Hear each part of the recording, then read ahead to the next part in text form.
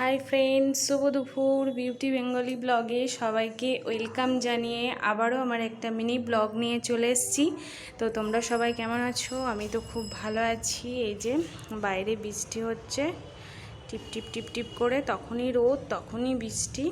তো আজকে শনিবার, দুপুরের কি নিরামিষই রান্না করেছি চলো তোমাদের সাথে একটু শেয়ার করে দিই।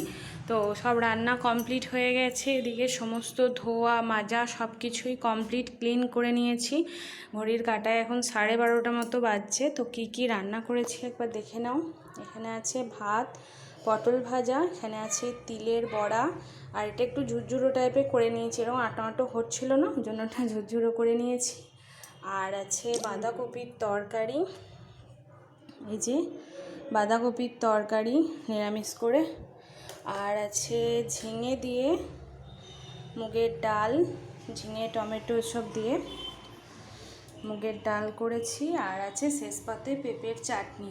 তো আজকে দুপুরে এগুলোই রান্না করেছি। চাটনিটা কালকে করেছিলাম, অর্ধেকটা খাওয়া হয়ে গেছে আর অর্ধেকটা আছে। আমার ছেলে খুব চাটনি এসব খেতে খুব ভালোবাসে, তো নিরামিষ দিনে ওই জন্য চাটনিটা রাখতেই হয়। তো এই সিম্পল রান্নাবান্না এইগুলোই করেছি।